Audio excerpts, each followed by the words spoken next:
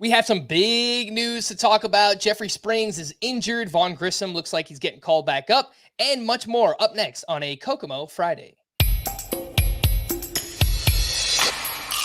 Alcantara, Soroka, you look so good in Boca. Peralta, Manoa, bounce back for Aarondola. Giolito, Castillo, Yoshida, Masuka.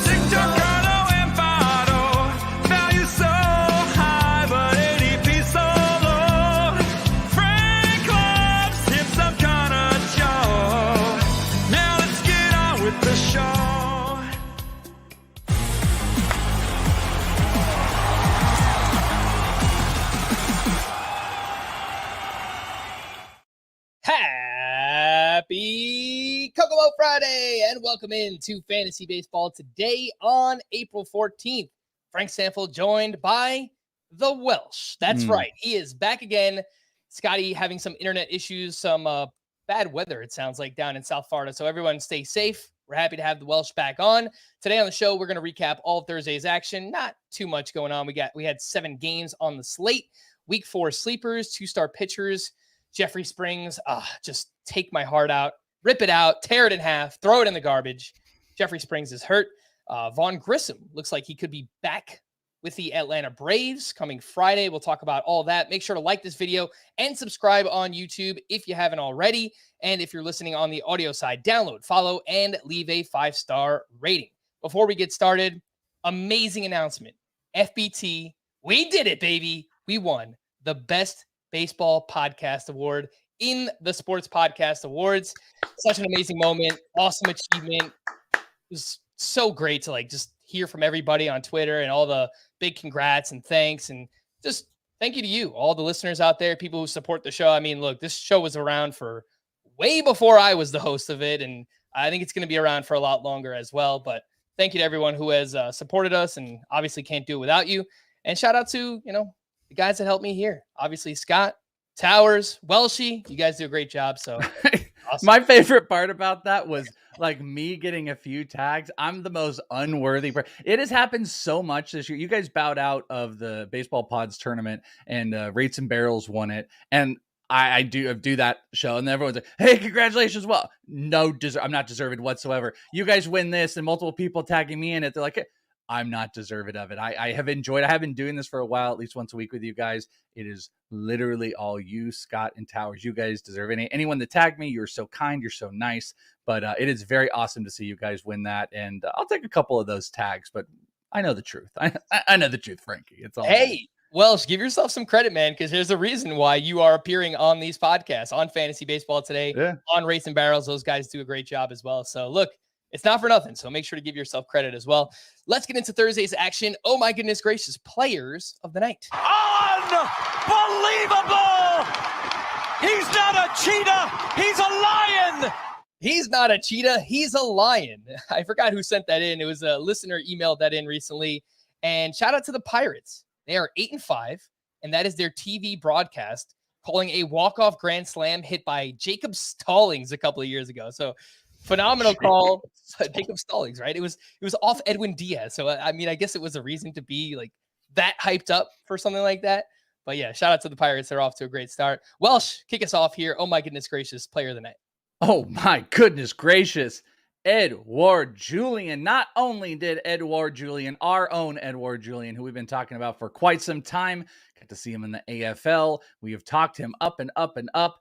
Not only did he surprise everybody today by leading off, I mean, he was hitting low in the first game, had a little miscue, was like, I don't know where Edouard Julien's going to go. He leads off the game, and he gets both of his first 2 career hits in the same inning, one of them being a home run in what you are going to talk about maybe on one of the other sides of this game. But Edouard Julien coming in, leading off, hits a homer, 2 hits, 2 for 5, looks great, obviously adjusted through the end of the game.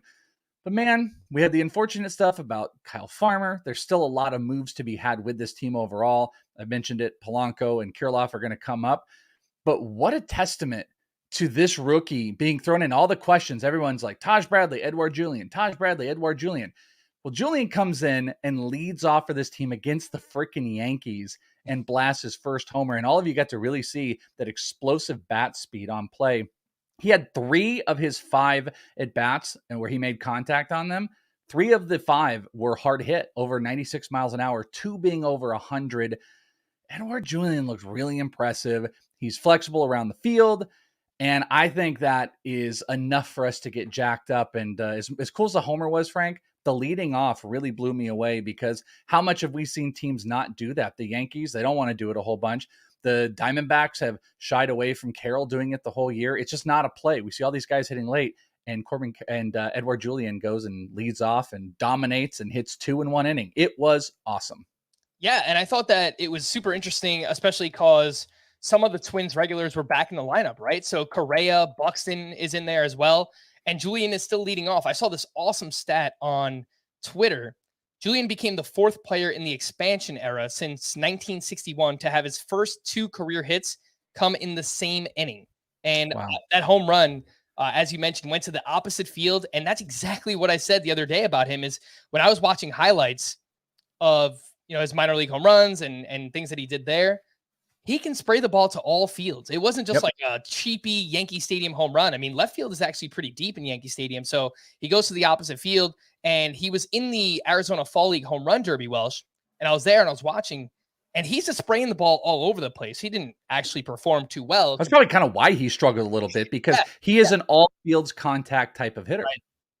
Yeah. So, I totally agree, man. I think this is exciting. The other little side thing, 0 strikeouts. Not that the Yankees pitching staff had anything going today, but 0 strikeouts in there. And that homer, if I'm remembering correctly, I'm not looking at StatCast right now, wasn't even one of the 100 mile per hour hits. The double, I believe, was the highest at 104. It was 104.4 as I look. That was the 3rd hardest hit ball in this game.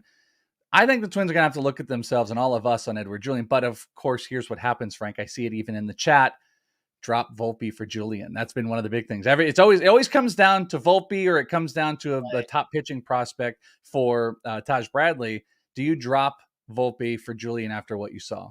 I'm not doing it. I'm not doing it yet. I mean, I agree with what Scott said the other day is that I will not give up on Volpe until the Yankees give up on Volpe. And I was actually on the RotoWire podcast with Jeff Erickson earlier on Thursday, if anyone wants to check that out. And I said, I think they're going to give him all of April. That's what I think it's going to come down to. And he's got 2 more weeks to kind of pick it up and show that he can do something. And if not, I think maybe at that point, they'll say, all right, let's get this kid back down to AAA, build up his confidence, and they recall Oswald Peraza and do something like that. But I think they're going to give him the whole month. That's just pure speculation by me. I don't have inside sources or anything. I haven't read that anywhere, but that's just my feel for what's going on with the Yankees right now.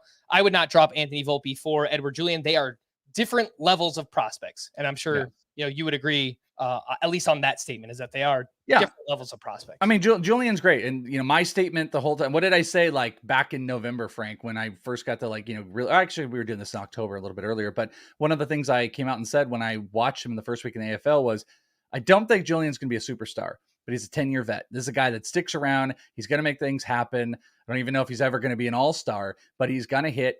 He is going to run a bit. He can move around the field with flexibility. All of that is great. It's just there is a barrage of guys coming from behind him that might take him off the field. And that leaves some uncertainty, which obviously Volpe has some uncertainty. But we also saw the Yankees try to kickstart him leading him off the other day. He did get a hit today, though he struck out twice. It's all cool. It's all fine. But I'm not dropping the prospects of Volpe for Julien. But I would, if you have some dead weight at the end of the bench that is not named Anthony Volpe, I would be tempted to hold on to Julien just in case, because I'm I think I'm a little negative Nancy sometimes with some of these prospects. Every time I'm like, yeah, it's cool they come up, but they're going to get sent back down.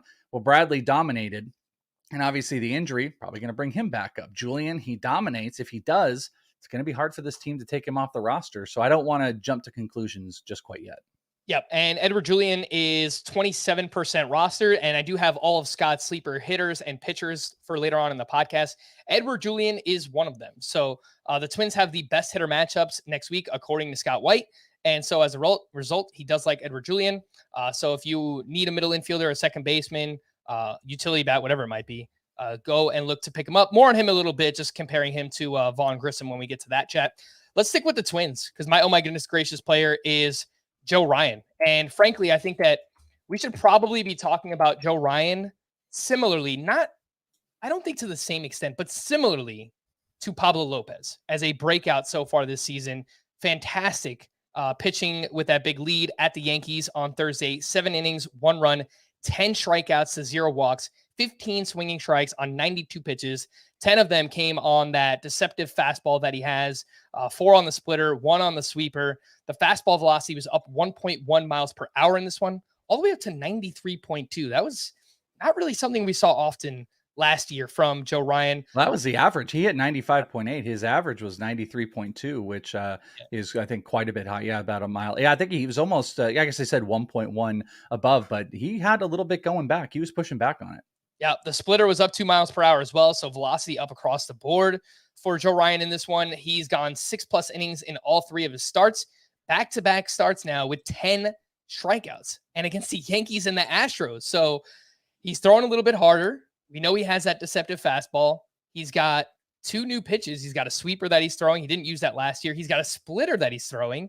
Baby. Those are all the same things that we're talking about with Pablo Lopez. The only difference with Lopez is that he throws harder. So I think there's a touch more upside. You know, he's throwing 95, 96 miles per hour. So I think I trust it a little bit more. We've seen a little bit more of a track record from Pablo Lopez.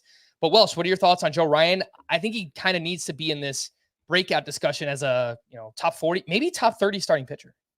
Oh, maybe. Yeah, I'm with you in it. I think he belongs. Yeah, I guess there's tiers, but I think he belongs in the conversation overall. The splitter was kind of like the big focal point of everybody, of him adding that, and it was good. Had a 31% whiff rate. His CSW, so called and swinging strikes, 34%, which is really great. Team context, pretty solid. Yeah, I'm in on Joe Ryan. He's also one of those guys. I'm starting to build this little crew. I like to bet some, props and like strikeouts and stuff like that. And he's just kind of perpetually underrated as far as strikeouts go. We're seeing the same thing with Marcus Stroman. Marcus Stroman has been sweeping across and stacking up some strikeouts. Joe Ryan's doing that. Pablo Lopez probably not going to get any of that low love anymore. Those numbers are going to go up. But I totally agree with Joe Ryan. This actually was a really important start because I was a little nervous about how this was going to go against the Yankees and were the numbers going to stick? And it did. And it makes me feel really comfortable about it. So I agree. I think this is a great do you consider him like a buy right now? Could you buy on Joe Ryan? Like, I think I've mentioned it with a couple other guys. You have to buy him higher than what his draft cost is, but do you think that's still lower than where we're going to go? So it's worth a little bit overpay right now. I think there's an argument for it. And admittedly, for those who listen to the show religiously, you'll know I was not in on Joe Ryan this year. I was just kind of, last year he had these blow up starts and I just didn't really trust the deception of the fastball. And I feel like the more teams see him, they'll kind of start to figure that fastball out, but that hasn't been the case. And again, it's 2 good lineups in a row that he's getting 10 strikeouts against. And it was really warm in Yankee Stadium. Obviously the ball was flying out because the Twins scored 9 runs in the first inning in that game. And he looked really impressive. So I would say, yeah, I would consider him a buy high. I have him ranked as my SP 44 right now. And he's just behind Giolito. I think I could move Joe Ryan ahead of Giolito, but then we get into the group of like Hunter Green, Dustin May, Logan Webb, Logan Gilbert. Would you move Joe Ryan ahead of names like that? I think it's really tough. Like Logan Gilbert hasn't been lighting anything up, but there's still a lot of good underlying stuff in there. And I don't think we've seen as much of this newfound splitter that he's going to throw yet. I think that's going to happen into the season. I don't know. I think he belongs in that territory. I think best you can get is into the 40s right now. We just need a few more starts. It's just like looking at prospects or anything. The sample sizes are so low. I think what you have to do is you just have to be like, this was my case with Pablo Lopez after that first start. You just dive in. You dive in, you take the plunge, and you hope for the best that it's going to work out. I think you have to kind of do that. So in your mind, maybe put him into the top 35 because I think he comfortably lives in that territory. The question is going to be, will he start to separate himself from those guys? And there's a definite high possibility, as you pointed out, against the lineups he's had with his success in strikeouts, he can easily start passing guys like Logan Gilbert, Giolito. Hunter Green, a little bit tougher, but yeah, he's in that territory. Yeah, so probably a top 40 starting pitcher with the possibility of moving up further. That is Joe Ryan. And let's give a few, oh my goodness gracious, shout outs. Fernando Tatis tonight, well, when we're recording this is Thursday night, at AAA for the El Paso Chihuahuas. He had 5 hits, including a triple dong, 3 home runs in the same game. And I tweeted it out. Someone responded asking, is he the 101? Is he the top player in fantasy once he returns on April 20th? And I thought about it for a second, but my response ultimately is no. I think he's in that tier. I thought there was a clear top 5 entering draft season, and it included Aaron Judge, Ronald Acuna, Trey Turner, Jose Ramirez, and Julio Rodriguez. I think once he's back, Fernando Tatis is in that tier, but I would not put him at the top of it yet. Not yet. Yeah, I mean, I think we need to see a little bit more. We were talking off air too, because one of the things I'm seeing so much of is people like complaining about how all of their league is trying to come and acquire their Fernando Tatis. And I was like, of course they are. You've now eaten the suspension, and they think that they can get, with only like a week left, they can still get the discount off of Tatis because of suspension and maybe a few more days of that. And, maybe the questionable production, and they think they can get discounts. And it's like, it's the most untradeable player, I think, right now is Fernando Tatis, because you've got to see what you have, because there's a possibility that he is a 1-1. Fun fact too, looking over at the AAA StatCast stuff, I believe, I can't see the whole thing, but I think it's 3 of the top 10 hardest hit balls in AAA tonight were hit by Fernando Tatis Jr. He had the number 2 hardest hit ball at 115.1, and he had the second furthest hit ball. He hit one 451 feet. Fun fact also, Joe Adell hit one 113.9 on the hard hit. But Tatis back at it. Let's go next week and just get him back in the lineup. I think the Padres are needing a little bit jolt. Need a tiny little jolt back in that lineup. Yeah, just stay healthy. That's what we need for Fernando Tatis. And for those who've listened to the podcast since last year, if you pay attention to the lyrics to Kokomo Friday, the final line there is Frank loves him some Connor Joe. That originated last year because I had Connor Joe as a sleeper, playing in what I thought would be leading off for the Rockies and Coors Field and all that fun stuff. Obviously, it didn't work out. But let's give another shout out to Connor Joe, who hit his first home run with the Pirates here on Thursday. Big game. He went 2 for 4. 4 hard hit balls. He's batting .391 early on. Good plate discipline. He's hitting the ball hard. Just doesn't play enough right now. So there's nothing actionable yet. I honestly just wanted to mention his name. If you have him in NL only, I think you just kind of ride with it for now. But who knows? If he starts playing regularly, maybe he works his way into like 15-team league conversation, something like that for Connor Joe. Welsh, we've talked about the good. Let's talk about the bad. You and I both loved Jeffrey Springs coming into the season, and it looked like he was the guy. He was the breakout starting pitcher so far this season. And even in this start early on Thursday, 5 strikeouts over 3 innings pitched, only 1 hit allowed, going up against the Boston Red Sox, a really bad Red Sox lineup that did not have Rafael Devers in it.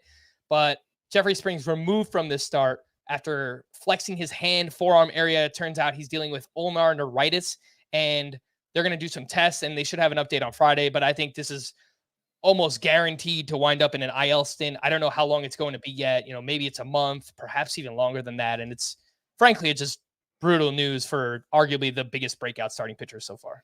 Oh, my mentions. I have got a couple guys that are attached as you do as well. Frank. We have those guys, and people get it, whether it's good or bad, they get excited to slam or join in or whatever it is. It was a lot today. Jeffrey Springs. People trying to check in on me because this is the guy, and it was. I'm not gonna even lie, dude. I was sitting there watching. I was like, "Well, sprinkle." Yeah, you're lagging up a little bit, so maybe back out and jump back in, and we'll get your thoughts there.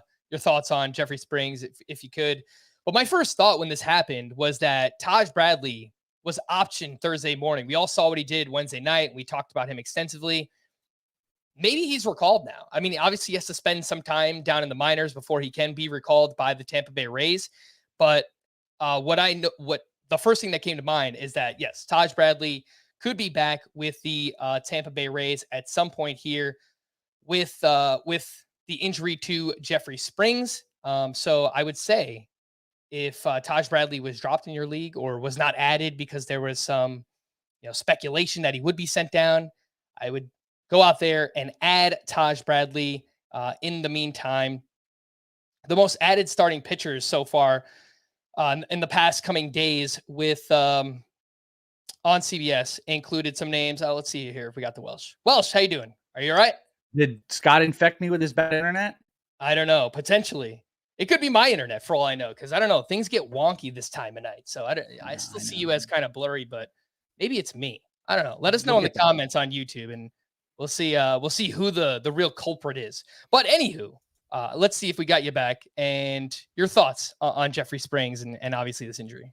Yeah, it's brutal. It's brutal. I wanted to put a bet on him winning Cy Young. I thought about it today, and we lose this injury, which looks like this is probably going to be anywhere from 4 to 8 weeks from everything that I saw. Oof. I am devastated by it. I'm devastated. And they said no matter what, an IL stint is coming. Whatever the severity of this is, it is an IL stint.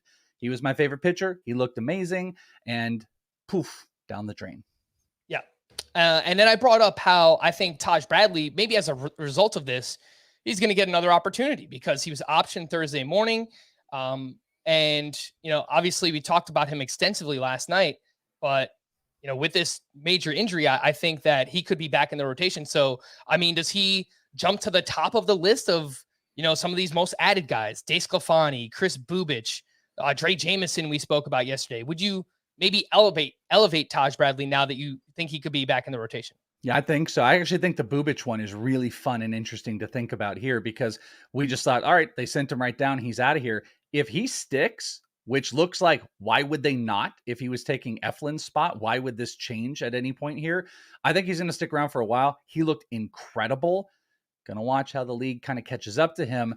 I think I would prioritize him over Bubic, Frank. I don't know. I know you really, really like Bubic. I don't as much. I think I would DeSclafani. Yes. I want Bradley over. I want him, I think, over Bubic. I'm trying to think of one of those pitchers that I would take him over. Are you taking him over Dre Jameson? No, I don't think so. Just slightly on to Dre. Mm-hmm. What about Edward Cabrera? I know he's the one we spoke about yesterday too. I think I would go with Taj Bradley.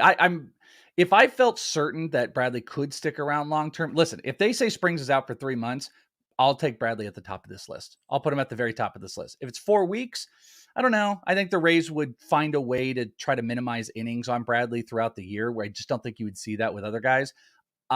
Bradley has the upside, I think, of 1 to 3 right now, based on this, on as far as the pickups go, based on this injury. Okay. Springs. And again, some of those most added: Anthony DeSclafani, Chris Bubic. This is on CBS Sports. Kyle Freeland, which is like, you probably shouldn't do that. Tyler McGill, he's fine. Mitch Keller, who's looked very good so far. Dre Jameson, who we spoke about. Mackenzie Gore had a rough start on Wednesday night, but I think there's still some upside there. And then Brad Keller is all the way down at 11%. Probably a deeper league guy. I think him and Bubic are kind of similar. I would take Bubic. I think there's a little bit more upside. If I'm ranking it, I would go, what I say yesterday, I think Edward Cabrera is still at the top, then Dre, then Taj Bradley now with this news, then Chris Bubic, and then Brad Keller. You had Cabrera over Dre? Yeah. I said that last night, so I'm going to stick with it. DeSclafani, I realized I missed him there. I would put DeSclafani behind Bubic, but I have Brad Keller. He's looked really good so far as well. Let's take our first break, and when we get back, we'll talk about the injury to Orlando Arcia and the fact that it looks like Vaughn Grissom will be back with the Atlanta Braves. We'll do that right after this. Now streaming on Paramount Plus. We should go to the Super Bowl. I'm in. Inspired by a true story. I'm taking this one. He's cute. One trip. Come on, ladies. Can change your life. I'm at a party with a bunch of kids. I'm 36. I'm a man. You're working on it. Lily Tomlin, Jane Fonda, Rita Moreno, and Sally Field. This has been the best weekend of my whole life. Why is champagne such a violent beverage? 80 for Brady. Rated PG-13. Now streaming on Paramount Plus. All right, let's talk about the news with the Atlanta Braves. And it sounds like Vaughn Grissom will be recalled as Orlando Arcia is going to the IL with a microfracture in his left wrist. And Vaughn Grissom, he was like, he's like that Michael Jordan meme, The Last Dance. He didn't make the opening day roster, and he took that personally because you know what he did? He went down and he crushed it. And that's exactly what you love to see from a prospect who didn't make it. He goes down, he still goes out, and he's absolutely crushing it right now. 366 batting average, 2 doubles, 2 triples, a home run, 2 steals, an OPS up over 1,000. I get it. It's only 10 games, but that's what you want to see. That's exactly what we want to see. And last year, 5 home runs, 5 steals in 41 games with the Atlanta Braves. 48% rostered is Vaughn Grissom. Second base eligible in most spots right now, but will gain that shortstop eligibility. Welsh, your thoughts on Vaughn Grissom? And are you taking him or Edouard Julien? Oh, I have a better one for you. Yeah, I think you have to. I'm still I'm cautious about Grissom because I didn't really think it was the bat that cost him. It was positionally. I think they kind of made that pretty clear. So it's great. I would say one of the best things that he did in the minor leagues, 4 strikeouts in over 40 at bats. That's huge for that strikeout number to be really low. I would take him over Julien because I do think you're always floating around the potential that he could stick around. And I think the stolen base upside might be a little bit greater, but I would come back to it. Volpe or Grissom? What if Grissom is up all year? Let me throw this at you. What if Grissom was given the commitment now versus the upside and the questions on Volpe? Which would you take? It's a good question. And obviously I'm stalling here because I'm thinking about it. I think I would still go with Volpe, and I'll go back to what I said about Volpe versus Edouard Julien is, and correct me if I'm wrong, is that Volpe is just a different level prospect than Vaughn Grissom. Now, what's different is that Grissom actually got those 41 games in last year. He had a chance to see major league pitching, and he had some ups, and then he had downs. Like his final 2 weeks last year were not good. He, struggled to the finish line. He was getting replaced by Orlando Arcia. He didn't play in the playoffs. So he's kind of already had some ups and downs, but he's had that opportunity to see major league pitching. So I think it's really close, but I would lean with Volpe still just because I do think he's the better prospect. I don't know if that's the right answer. What do you think? I think he's in the same tier. I tend to agree with you. Like I want to go with safer options, but like when we're talking about the pitchers and stuff, like Brad Keller's, it's kind of boring, cool. Desfani, kind of boring, cool. I want to play upside, especially in this market. If I am a team that needs consistency, okay, cool. But I feel like when we're talking about these type of moves and these type of pickups, that's why I'm trying to focus on the upside. That's why Bradley would go near the top of the list. And in this case, I still think Volpe's upside is the highest. If we were looking at Julien versus Grissom just in its own shell, I think Grissom is there. I think the stolen base is a 20-plus stolen base potential guy, showed power. The strikeout decrease, I think, is a really good investment for his future and being able to stick around in this lineup. And what I think is more palatable is that if Julien is good, he's not going to have like Jorge Polanco not have a gig. Like no matter how good Julien is, that's not going to happen. Maybe they can move him in another spot, but I think it's a lot more difficult. Grissom can unseat Arcia for the long term here. This is an opportunity for him to play good shortstop and hit the ball well. There's no chance Arcia is going to come and just take that job completely away from him in this case, because Arcia is a stop. Even though I guess they re-signed him, I still look at him as kind of a stopgap guy, but they might start moving Grissom around in other positions as Arcia is coming back. So I think Grissom has that potential. So I guess if we're tiering these out as we're building the show, it's Volpe still, Grissom, and then Julien as far as the like big rookie upside bats that I would play. And would you put someone like Bryce Terang behind all those names? I think so. Like I got like really stoked, hey, rookie shortstop in the very beginning. I would put him below those guys. I still think it's cool. Stolen bases can get up there. He definitely showed off a little bit of power, but I think he might be like another tier back. I agree with that. And I would put Bryce Terang even behind Edouard Julien.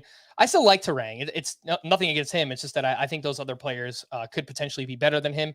Terang's still sitting against lefties too, so I do kind of worry about that for him. Let's quickly talk about Fab here, Welsh. Obviously, a lot of people have Fab coming up over the weekend. In a 12-team league, I looked at the main event, and I think the NFBC main event, Vaughn Grissom is still 96% rostered, so people were holding on to him. But let's say 12-team leagues, right? Like, how much money are you willing to put down on someone like Grissom or even Julien? It's funny you said that too, because in one of my NFBCs, I still am holding on to Beatty, and I have no IL spot, and I just like refuse to let go of Beatty because it's gonna. You see what he's doing in the minors right now. Like it's gonna be very soon. There's really so much Escobar can hit 100, and Beatty can be one of the biggest power hitters in the minor leagues. Like I'll be honest with you, I think by the time I'm on this show next week, I think Beatty's up. That's going to be a little prediction. I think Beatty's back up with the team by the time I'm here. Hopefully on Wednesday. Yeah, I was going to say, Wednesday. It's going to be Wednesday when you're on the show. It has to be. All right, so back to the question. Was it all these guys or just Grissom are you talking about in Julien? Because Bradley would be actually the one I would put the most fab on of any of these guys if we're adding him in here.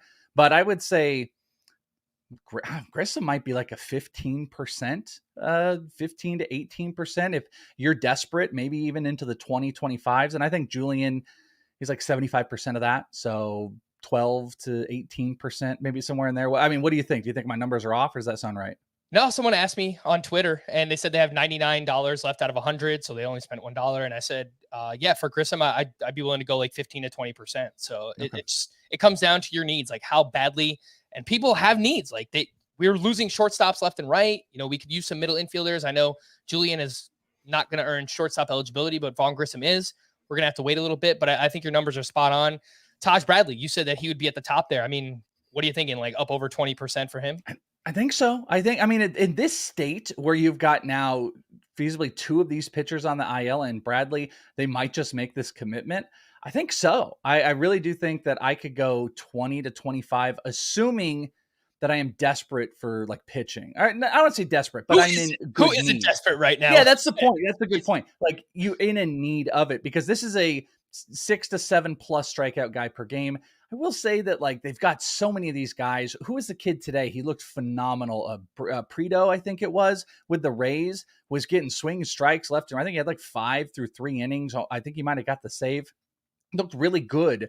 And this is a guy that, you know, they can put in 2 or 3 innings that maybe they're piggybacking and it kind of screws stuff up maybe a little bit. But I really think they can build a plan and they're going to build a plan now that Springs is out. So if I have any sort of need in pitching, he would be my priority because I think this is one of the best outside of Brandon Pfaadt, which I will also say is pitching tomorrow, which lines up with Madison Bumgarner when he fails. And if we see Pfaadt, who pitched 3 2/3 no-hit innings in his last start, and then he got some bad calls by umps. I watched the entire start. If that all lines up, he could be there, but there's no one outside of Pfaadt I would want than Bradley right now. All right, let's hit some news and notes before we get into some of the Thursday performances. And there wasn't too much going on Thursday. Joe Musgrove is scheduled to throw a bullpen on Friday. If all goes well, he'll be cleared for one more rehab outing. Luis Severino threw a bullpen on Thursday. His next step will be live batting practice and then a rehab stint after that. Kenta Maeda will have his turn in the rotation skipped this weekend against the Yankees. Louis Varland will start Friday with Tyler Mahle pushed to Saturday. I didn't see an exact diagnosis for Kenta Maeda. It could just be, you know, that first start he left with, you know, just fatigue in general, and then didn't look great as his last time out. So they probably just don't want him pitching in Yankee Stadium with, you know, obviously with that lineup or whatever. I mean, so, Joe Ryan can do it. So that's true. I think Joe Ryan's like different caliber than Maeda at this point, but yeah, no, that's a fair point.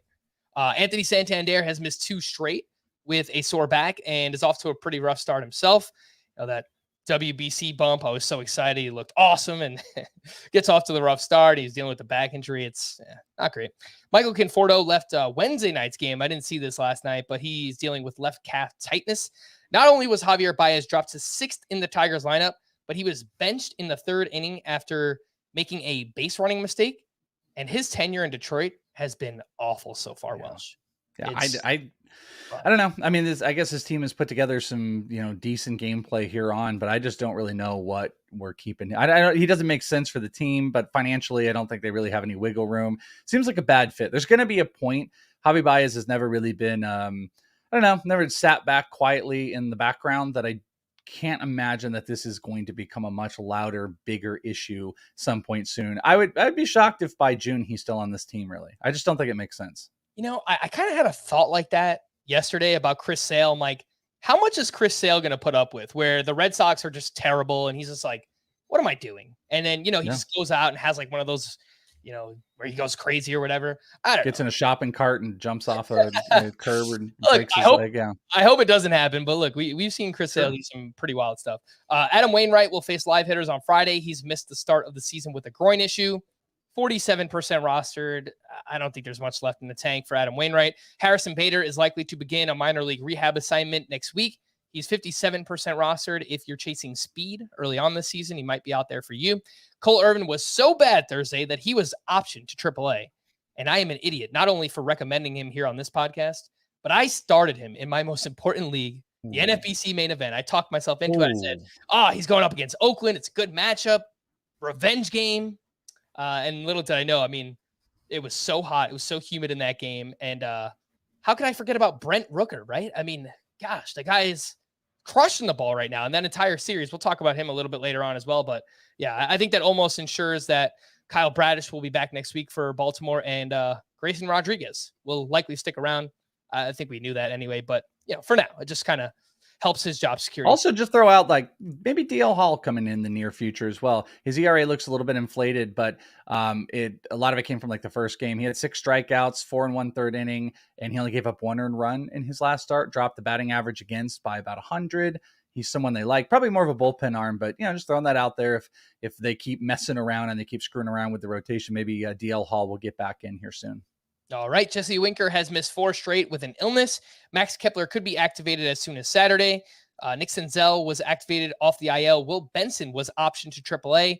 Frankly, I'm just not going to ask you about Senzel because what are we even doing at this point? Wow. Kyle Farmer was officially placed on the IL with that facial injury, and Kyle Garlick was recalled. And one prospect note, I'd like to get your thoughts on this one, Welsh. Cardinals pitching prospect Matthew Liberatore has made 3 strong starts at AAA so far, and he went 7 innings in his latest outing with 10 strikeouts. His velocity was up during spring training, and I saw Jesse Roche tweeting about this, friend of the podcast. We've had him on before. That velocity has maintained so far, and he's looked like a different pitcher. Is that someone that you'd be looking to stash in deeper leagues right now? I used to love Liberatore, really did. I think he's also like a driveline guy, so I wouldn't be shocked if that's where a lot of it came from. I want to say maybe he also started sweeping like everybody else, but big curveball as well. Huge numbers, 1 ERA, 24 strikeouts. I'm with this. I think he gets an opportunity with that incredible defense, and if the Cardinals can ever figure out how to hit again an offense that we would assume they have, yeah, I'm all about Matthew Liberatore. I would keep an eye on him. All right, let's get into some of Thursday's action, some pitching performances. We mentioned Joe Ryan earlier on.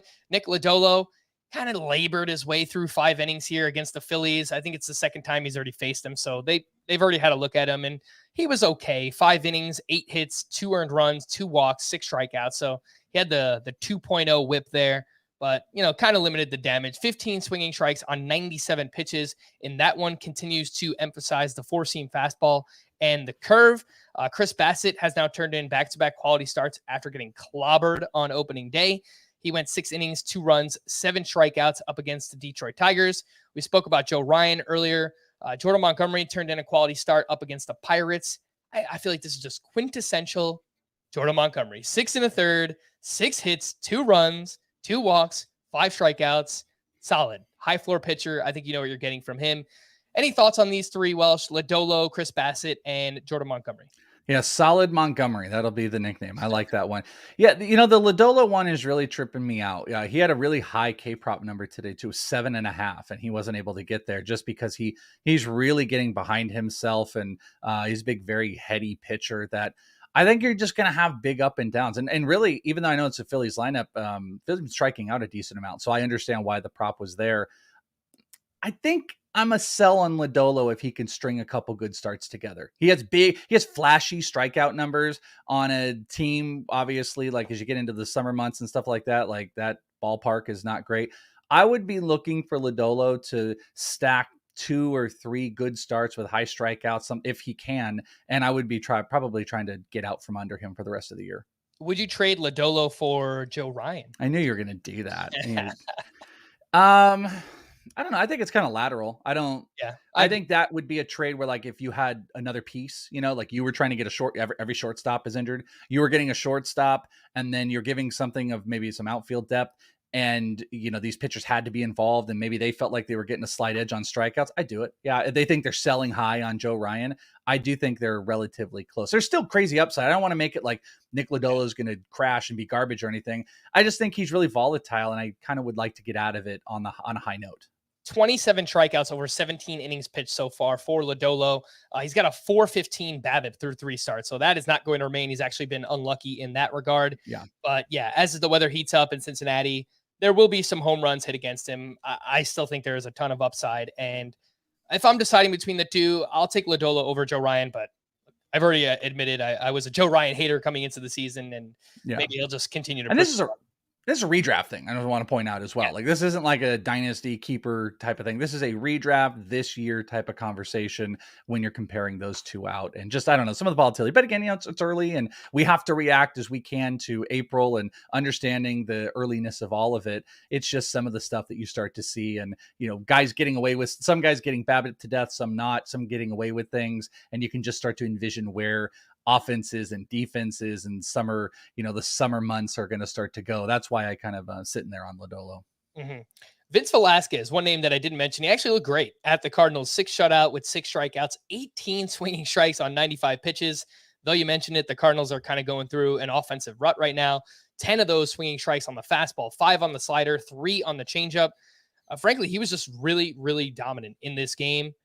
And I think we kind of see this from time to time. Like Velasquez kind of just pops up with this like random good start. So I don't think we're buying it. He's 3% rostered. He's got 2 starts next week up against the Reds in Pittsburgh, so that helps. But then at Coors Field, so I think it's a no. And I think the Welsh might be frozen. And the Welsh is frozen. So I'm just going to move forward without talking about, are you back? Are you back, Welsh? We're back. He is here. We're back. I said it's a no on Vince Velasquez, right? Oh, yeah. No. I was saying he did this with the White Sox last year. It's a no. It's a no. Okay. A few waiver wire hitters that I wanted to mention from Thursday's action. Austin Hayes, we continue to talk about. He had 3 more hits. He's batting .340 early on. The one thing I'll point out is if you play in a shallower league and you're looking to pick him up, he's only got 5 games next week, so don't really love that for Austin Hayes and the rest of the Orioles. Esteury Ruiz went 3 for 4 with a double, 2 runs, and 2 RBI while leading off on Thursday, and he's batting .293 with just a 14.6% strikeout rate. The problem is that his average exit velocity is 82.7 miles per hour. Well, so I've been like, there's some things that I'm mildly interested in with Ruiz is that he makes contact so far, and he walked a ton during spring training, and he's driving in all these runs in spring as well. He's 43% rostered.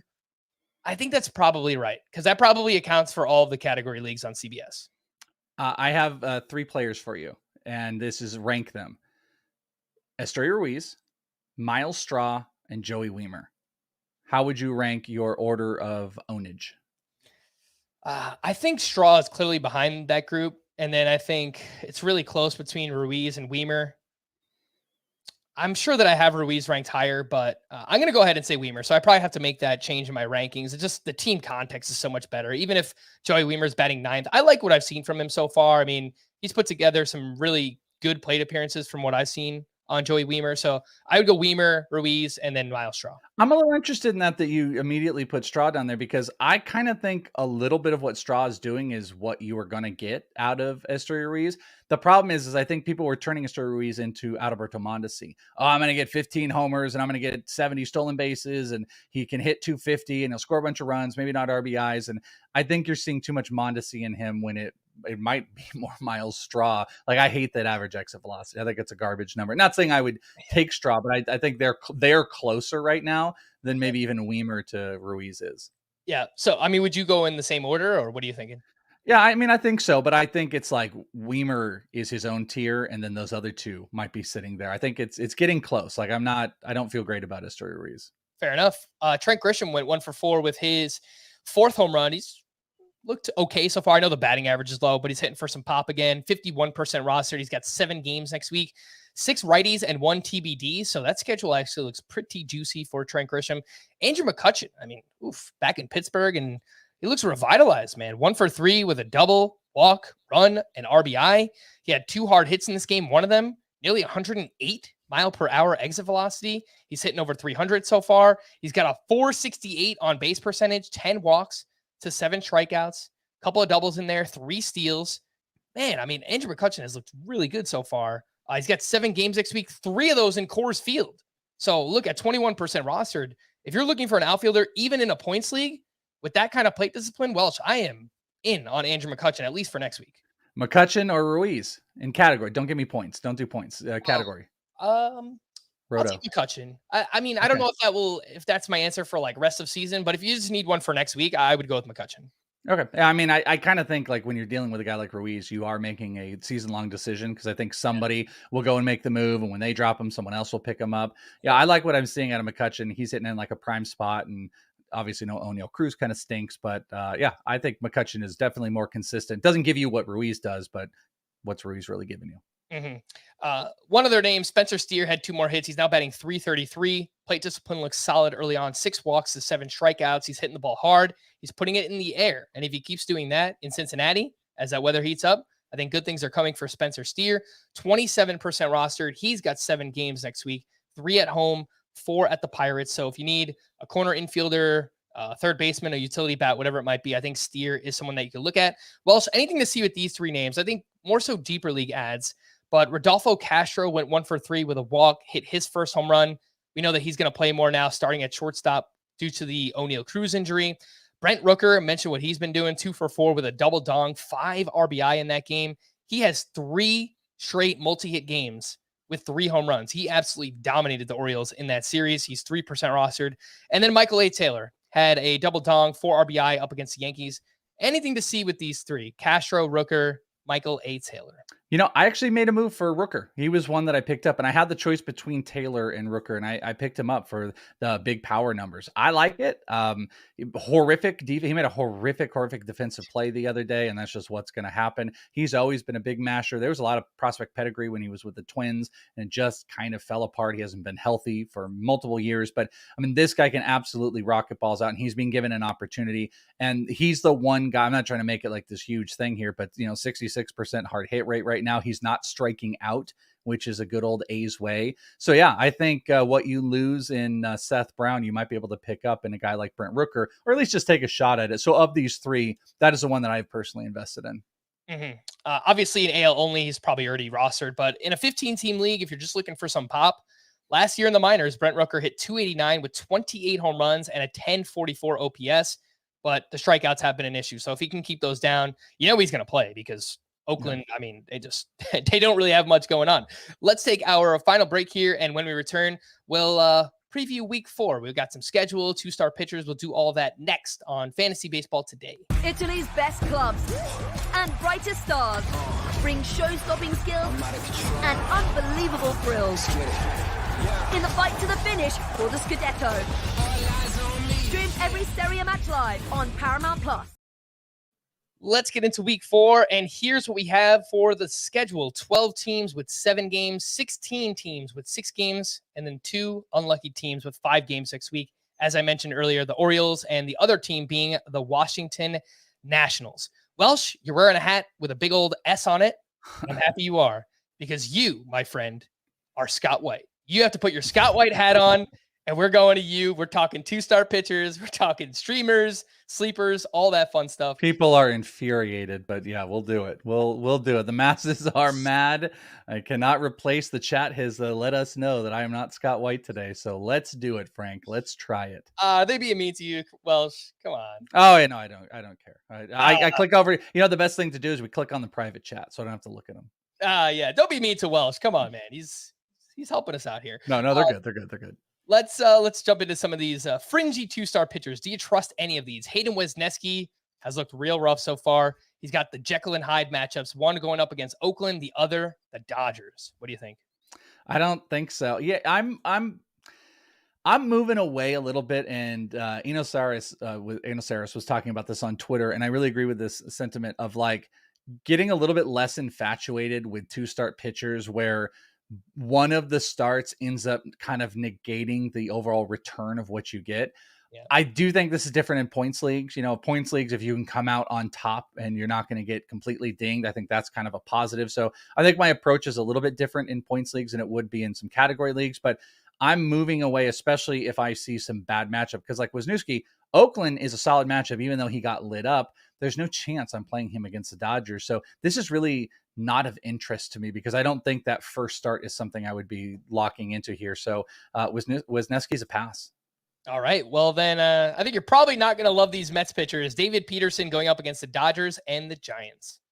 Yeah, the only thing that I'm a little tiny bit interested in is how both teams have been just really big strikeout guys. The Giants have, I think they're still, I didn't look at it today, but going into yesterday, they were leading the league in team strikeouts. So, I mean, they are striking out left and right like crazy, which I think is a good positive.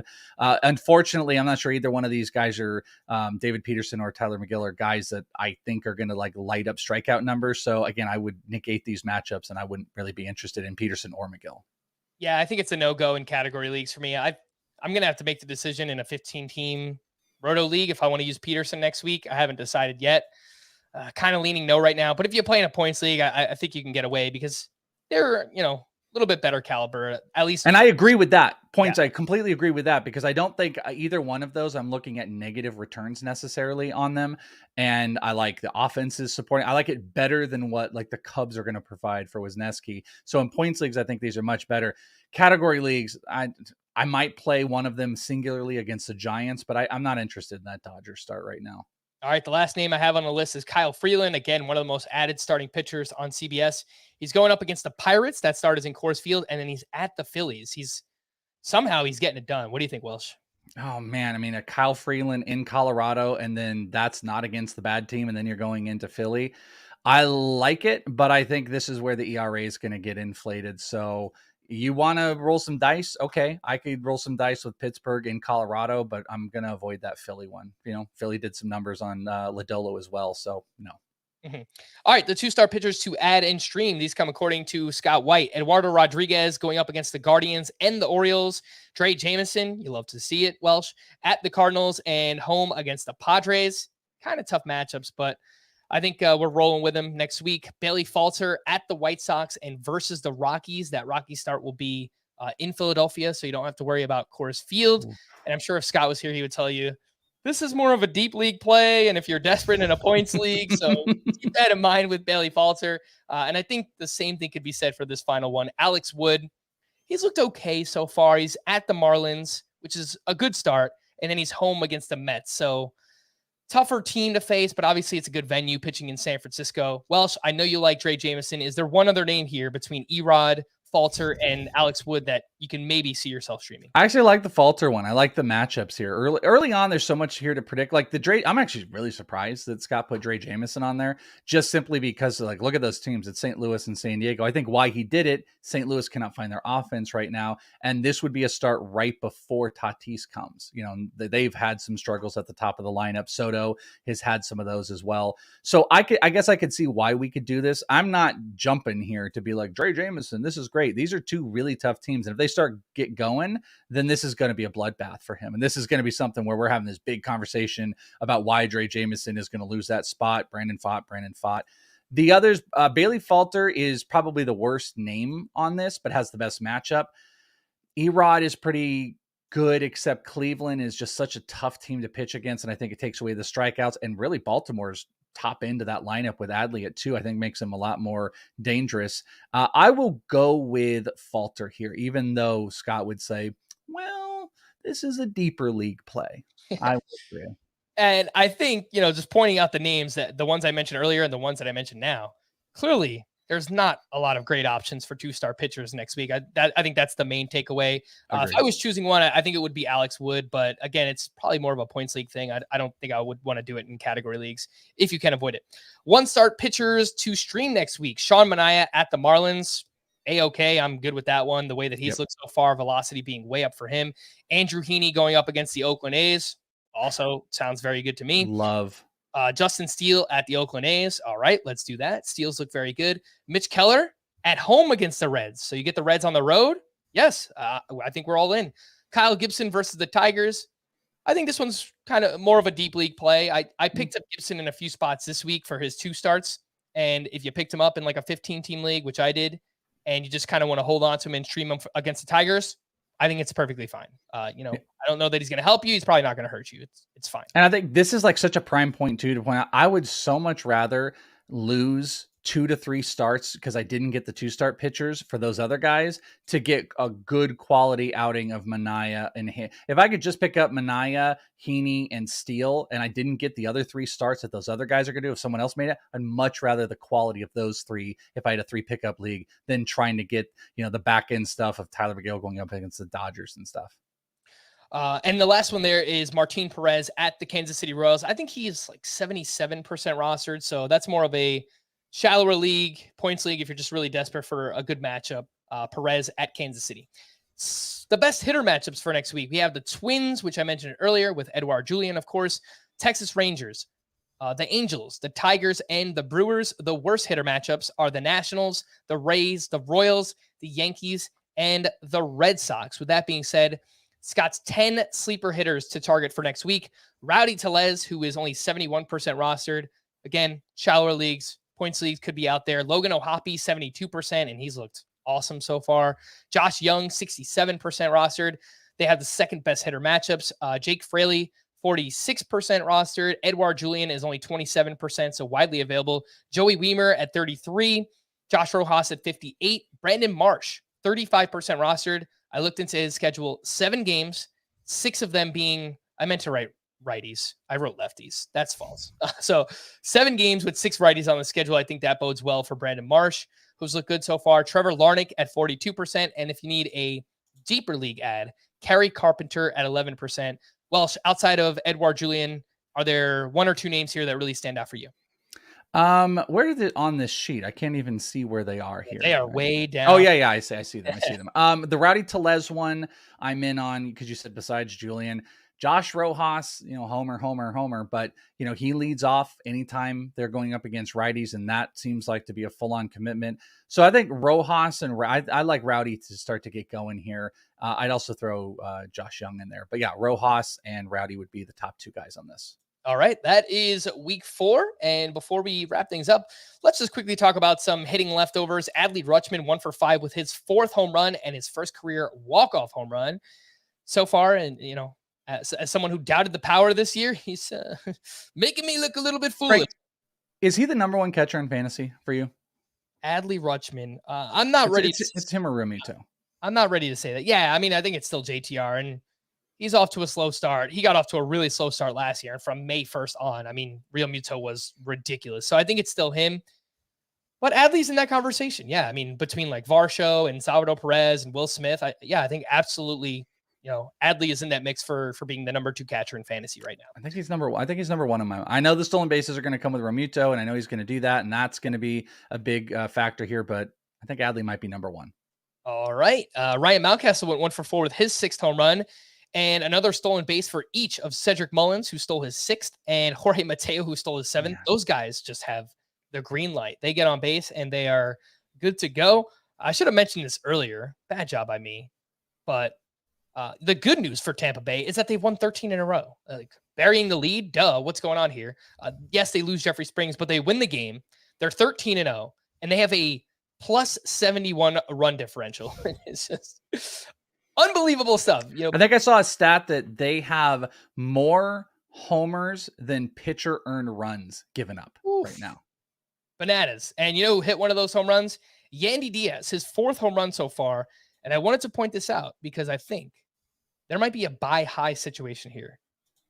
44% fly ball rate entering Thursday, and his launch angle is a career high 13 degrees so far.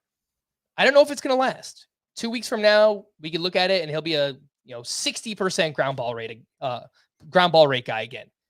But on the off chance he's lifting the ball, I mean, we could get like a 270, 20 plus home runs, really good counting stat season from Yandy Diaz, and it would not surprise me. Did you see also that the entire team dressed as Yandy Diaz? The whole team did their best Yandy Diaz impression, which was tight jeans, necklaces, like turtleneck shirts or showing off your muscles. And Yandy designated Jason Adam as the best impersonator of him. And that's you can find it on Twitter and stuff like that. It's really great that the team, like that is a team leader. They love this guy and the whole team dressed as him, which is fun. And they gave him an extension this offseason. So clearly it's not just the players that like him, but the organization likes Yandy Diaz as well. Now, the first thing that came to mind when you mentioned dressing up as him is when I was younger, I dressed up as Brock Lesnar for one Halloween. I was like, I want to be a wrestler. And so my mom just bought me one of these, like, I don't know, it's like a muscle suit that goes over your clothes. And if I was dressing up as Yandy Diaz, I would probably just like put that on and then put a shirt on over it. And then I would be Yandy Diaz. Is there any chance you still have that? There's like a non-zero chance that is in my parents' house somewhere. Because is it possible that we could have a muscle show? Could we have a full-on muscle show? Maybe a Kokomo Friday. It's a muscle show with Frank. I'm gonna have to dig into the archives. I'm gonna dig deep into the Halloween stash at my parents' house to see what they've got. Brandon Lau went 2 for 4 with his 5th home run. All 5 coming over the last 6 games. Stay healthy. Hope the back is fine, and he's gonna be awesome. Anthony Rizzo, 3 for 4 with a double dong. He is batting .326 early on, crushing the ball, hitting a ton of line drives. So I wonder if, with the new rules, the shift restrictions, if Anthony Rizzo is consciously thinking, let me get back to hitting some line drives. He sold out last year for the fly balls, pulling everything in Yankee Stadium. But look, if he gets back to hitting the line drives, maybe he's a 270 hitter again with 25 home runs. I would not rule that out for Anthony Rizzo. Welsh, before we started the show, I said, bring some buy lows. Well, guess what? We're not going to get to all of them. But you did choose at least one pitcher, so I would like to ask you, who was the buy low pitcher that you wanted to recommend? The buy low pitch. I actually saw somebody mention it way earlier in the chat as I was going through. There's a couple guys that were kind of ruminating around my head and stuff like that. But the guy I ended up settling on as a buy low, which I think he's just really cheap, but the numbers are just not good right now overall, at least what they look like on the surface, is Nate Eovaldi, who is still throwing the ball really hard, but he's got a 6.32 ERA, which is obviously not great. But he has got the highest K percentage of his career. He's also got an expected ERA that's in the twos. It's actually in the top 25 best expected ERA in the entire league right now. It's actually 24th. It's a 3.32 expected ERA. I think it's a 3.15 Sierra, a 2.81 FIP. He has a 57% left on base percentage, which obviously is garbage. And he's getting BABIP to death. Of the players who have 23 other players have a better expected ERA, nobody has a higher BABIP than Nathan Eovaldi. In fact, he's the only one with a 400 plus BABIP against. It will come back. The strikeout numbers are still there. I think that team is one of the better teams in baseball, even though they lost Corey Seager. And I think just you look at those surface stats, it just puts it in a place that maybe Nate Eovaldi could just be had for not much of anything. And I think you're going to see a big bounce back with the strikeout numbers and some of the stuff I told you about. So that's my pick. I kind of wanted to say Giolito, but it's a much better case I can have for Eovaldi. No, that was fantastic. So love to hear those numbers for Eovaldi. And I think there's some shallow leagues where people might be ready to drop him. So you can get Eovaldi for dirt cheap. That's a great call. And the one for me, no surprise, I'm doubling down on Lance Lynn, who, he's definitely got off to an inauspicious start here, but the walks have been uncharacteristic for him. He still has a 19% K- walk rate, a 14% swinging strike rate. I think he's just been slightly off so far. And we saw that last year too, when Lynn returned from the knee injury. His first 5 or 6 starts, he looked terrible. And then he just rattled off, a 14 or 15 start stretch where he looked like one of the top 10 or 12 starting pitchers in baseball. So Lance Lynn is someone that I would be looking to buy right now if you could, on the cheap, of course. Let's wrap up with some bullpen updates here for the Oakland A's. Trevor May pitched the bottom of the 9th with the game tied, and it immediately was not tied anymore because he gave up a walk-off home run to Adley Rutschman for the Tigers. They got it right this time. Alex Lang was summoned in the 9th inning with a 2-run lead. He struck out one. Clean inning going up against one of the best lineups, Toronto Blue Jays, for his first save, 39% rostered. I think that at least moving forward, they're going to go with Alex Lang over Trey Wingenter out there in Detroit. For the Reds, Derek Law allowed 2 base runners in the 9th inning with a 4-run lead. Alexis Diaz then got the final out for his second save. And then the regulars, just one name. Felix Bautista pitched a scoreless 9th with the game tied, and he wound up with the win. Let's wrap up with daily streamers for the weekend, and we'll start with Friday. Well, you know the deal. I'll ask you a name. Give me a yes or no. And we'll start off with Trevor Rogers, who's going up against the Diamondbacks. That is a nay, sir. I agree. Taijuan Walker at the Reds. This is a yes. Let's go. All righty. Sean Manaea at the Tigers. Yes. I'll give you a hell yes on Sean hell yeah. at the Tigers. Tanner Houck versus the Angels. And get the beer cans as a Stone Cold for your wrestling thing. I had a hell yeah. Tanner, I'm going to go with no. I agree. Mike Clevenger versus the Orioles. Nope. Agreed. Tyler Wells at the White Sox. No.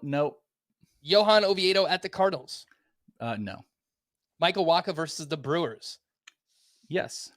Yeah, I know you're fringy on that. I think we talked about him yesterday. You're a little fringy on that. I'm going to go with yes. Yeah, coming off that 10 strikeout performance. Eric Lauer on the other side at the Padres.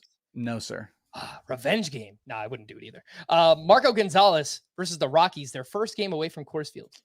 God, we were dancing on this one yesterday. I'm going to say no. I'm going to go with my gut. Me and Towers agreed no. Yeah, I think that's probably the right answer. On Saturday, Domingo Germán versus the Twins. No. Definitely not. I mean, that guy, he is lost right now. Anthony DeSclafani at the Tigers. I could do it. Hell yeah. Kyle Gibson at the White Sox. No. Michael Kopech versus the Orioles. No. Steven Matz versus the Pirates. Yes. Seth Lugo versus the Brewers. No. Carlos Carrasco at the A's. Ooh, your Carrasco shares are sweating, Frank. I'm going to say yes. This is a get-right game. It has to be. If it's not, he absolutely is droppable in every format, except for NL only, which is I also have him in an NL only league, which I am in dead last in NL labor right now. And I had Reese Hoskins go down before the season, and it's kind of just been an omen for my team. I also have Brandon Woodruff, and it's looking very bad right now. Ryan Nelson at the Marlins. I think, yeah. I'm gonna go, yeah, like a high pitch, like, yeah, I think so. I like it. I think I would do it. Braxton Garrett versus the D-backs. No. Chris Bubich versus the Braves. No, I'm not doing that. I can't do it either. But look, if he shoves in that start, then you really got something. Matt Strahm at the Reds. Might surprise. Yes, he has looked really good through 2 starts here. I think he can continue it. So I'm going to go with yes on Strahm.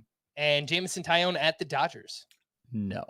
Sunday, Matthew Boyd versus the Giants. No. Garrett Whitlock versus the Angels. I kind of want to say yes, but no. Zach Greinke versus the Braves. No. Nope. Mitch Keller at the Cardinals. No. Wade Miley at the Padres. Nope. Drew Smyly at the Dodgers. Andrew Heaney at the Astros. Sunday Night Baseball. No. I mean, he'll have 9 strikeouts in 4 innings, but he'll probably also have 5 earned runs. So, all right. So make sure you get your streamers in before Sunday because not feeling too great about those.